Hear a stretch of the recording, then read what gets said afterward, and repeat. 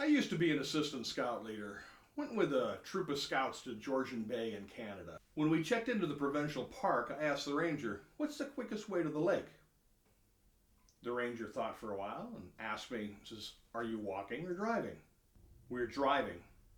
"That is the quickest way." When I tell people I was a scout leader, they sometimes ask for camping tips. Here's 10 of my favorite. When staying at a public camping ground, a tuba placed on the picnic table will keep the campsites on either side of you vacant. The guitar of a noisy teenager in the next campsite makes excellent kindling. When smoking a fish, never inhale. A hot rock in your sleeping bag on a cold night will keep your feet warm. A hot enchilada works almost as well, but the cheese sticks between your toes. While the Swiss Army knife has been widely used for years, the Swiss Navy knife has been largely unheard of. Its single blade functions as a tiny canoe paddle. Oh, by the way, effective January 1st, 2020, you'll actually have to enlist in the Swiss Army in order to get a Swiss Army knife. Lint from your navel makes a handy fire starter. Warning, remove the lint from your belly button before applying the match to it. The biggest hazard when you get lost is panic. Always carry a deck of cards with you, and if you realize you are lost, play a couple of hands of solitaire to take your conscious mind off the predicament and let your unconscious mind recall the details of how you got to your present location. Also, if somebody says red 8 on a black 9, then you know you've been found. Safari camping is different from regular camping. For example, many people struggle to get down from an elephant. You can't get down from an elephant. You can only get down from a duck or a goose.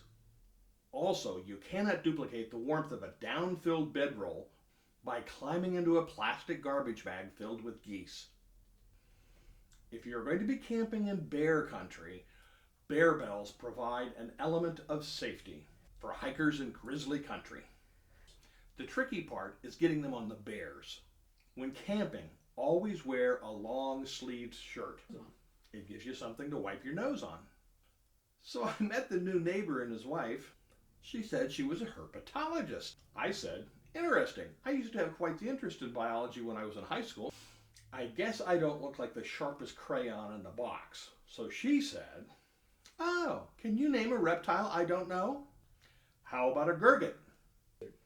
"Ah, the oriental garden lizard." The woman was gloating. I don't like gloaters. "Not bad. Want to try again?" "A gurgit named Zaphod Beeblebrox." She stopped gloating. You act like you know the answer to everything. 42. The wife took a day's vacation yesterday, so we drove down to Germantown. We went to a huge used bookstore, 32 rooms. I have never seen so many books at one time, and none of them colored in. That bookstore reminds me of something Sean Connery said. "A book fell on my head. I can only blame my shelf."